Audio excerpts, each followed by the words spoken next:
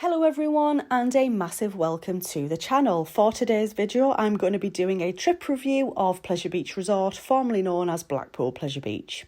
Now, we visited the park for 2 days in May 2024. Both of these days were incredibly quiet. I want to make a point of saying that although quiet days are really good for re-rides, it is not so great for park atmosphere and obviously for the park in general. I personally love to see the Pleasure Beach busy.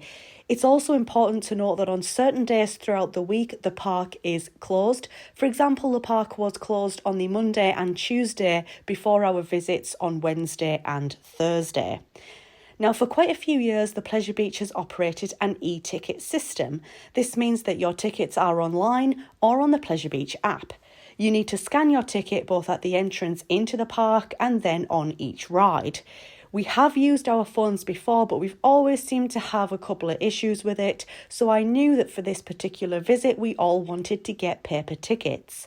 Now, it does say on the Pleasure Beach FAQ section on the website that guests are able to get paper tickets from guest services just before entering the park, or from the Wallace and Gromit gift shop once they are inside the park.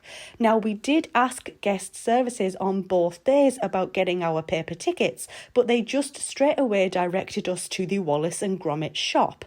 This meant that we had to use e-tickets on our phones to get into the park, which is something that we kind of didn't really want to do in the first place. And then we had to go to a shop once inside the park to get our actual paper tickets. I think this needs a little bit of rethinking, if I'm being honest. First of all, it's a little bit misleading as the website states you can get paper tickets at guest services. However, when we asked, they just directed us straight to the Wallace and Gromit shop inside the park. Another issue is that the machines that staff members use to issue guests with paper tickets seem to be a bit unreliable. Particularly on the second day of our visit, we had some issues. It took us 25 minutes just to get our paper tickets.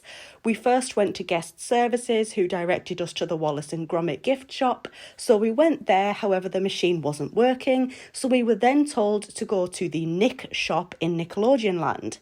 The machine there wasn't working either, so we were then directed to the Icon shop, where we were then finally able to get paper tickets. I do think that guests should just be able to get their paper tickets at guest services before even entering the park. At the end of the day, why should guests have to use their e-tickets on their phones just to access the park when basically they're going to go straight to the Wallace and Gromit shop or wherever once they're inside the park to get paper tickets? But anyways, let's move on now though to the rides. Unfortunately, we already knew that a few rides would be unavailable for our visit to the park. These were the River Caves. From my understanding, the River Caves was open for opening weekend, but it has pretty much been closed ever since. Ice Blast is also closed as that is apparently awaiting parts, and the Grand Prix, which it has been announced that the ride will be standing but not operating this year as it will be getting replaced with a new attraction. I knew before visiting that these rides would be closed, and it was also clearly shown on the entrance to the Pleasure Beach that they would not be operating. All the other rides were open as usual. We managed to get on lots of rides, and also because the park was so quiet, we managed to get on lots of re-rides too, which was nice. We also did pay the additional cost of £15 per person to do Enzo, which is Icon's spinning seats. We had a fantastic ride on Enzo.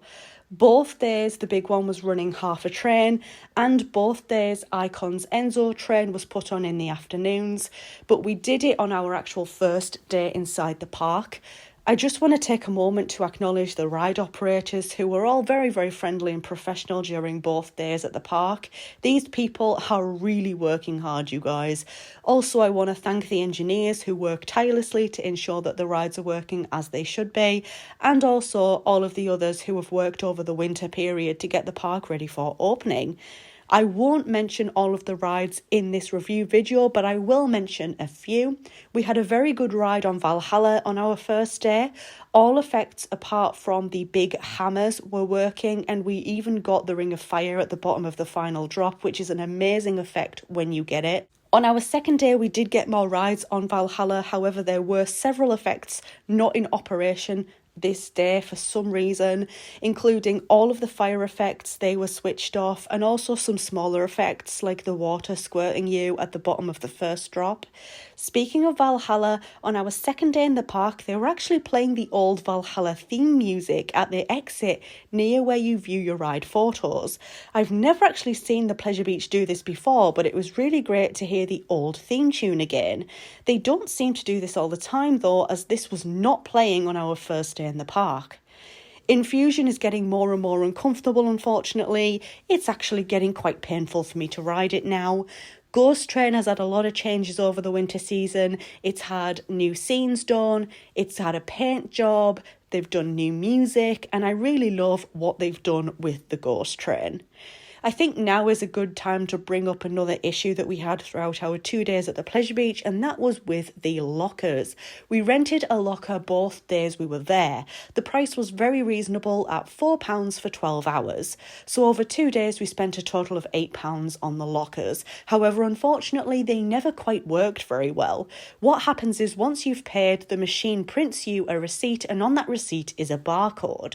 When you want to reopen your locker or end your locker rental, you have to scan the barcode on that ticket, and then you will be granted access to your locker. The issue is that the machine never wanted to scan the barcode, which means that every single time we needed to access our lockers, we had to walk all the way over to the entrance of the park to get somebody with a radio to ask for somebody to come and help us with the lockers. Then it was a waiting game for somebody to actually arrive to help.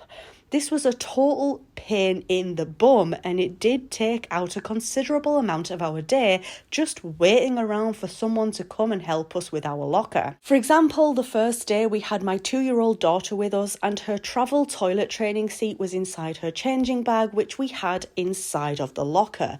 She won't go to the toilet without our special seat, as she's too small to use public toilets without it. She told me she needed the toilet, so we made our way over to the lockers, and guess what? Our locker wouldn't open, so we had to wait for a staff member to come to the lockers to help us while my 2-year-old was desperate for the toilet. At the end of our second day, we needed to access our locker because the park was closing and we were leaving for the day. We waited around the locker area to see if a staff member would walk by and be able to use their radio to ask for someone to come and help us, but that never happened. So we basically walked over to guest services and asked if they could get someone over to help. We then waited around for about 15 to 20 minutes, but nobody ever turned up to help us. Eventually, what looked like a security guard came over and used his radio to ask for someone to come over for a second time. And about 5 minutes later, somebody did actually come. But we shouldn't have to constantly take time out of our day to wait around for a staff member to turn up to help us. From what staff members were saying, it seems to be a frequent issue too. I've discussed 2 times that the lockers didn't work properly. However, this happened several times to us throughout the 2 days we visited the park, and it did impact our days there, and it was taking away our time for the rides. We spoke to several different staff members about this issue, however, no one really seemed to understand that we have paid for a service, but it wasn't working as it should do. Many of the staff just seemed to kind of brush it off, and they weren't really interested in what we had to say. Yes, it's not the worst thing that could have happened to us during our visit, but it did become a massive inconvenience for us. I also want to say that I am a massive fan of the Pleasure Beach, okay? I love visiting. I spent so much time there as a kid. I have so many lovely, precious memories at the park there with my family. I still enjoyed my visit to the park. It was very, very clean and tidy. The ride operators are lovely. However, I do think they need to change a few things. Like, for example, our experience with getting paper tickets wasn't great, and the locker issue was such a pain. It was a shame to see the park so quiet on both of the days that we visited, and I do think that the park should reconsider its approach to a walk-around pass and just change the entrance system as a whole. But with all that being said, I do hope you enjoyed this video. If you did, leave it a thumbs up, and if you're new here, click on that subscribe button. Thank you so much for watching, and I hope to see you in the next video.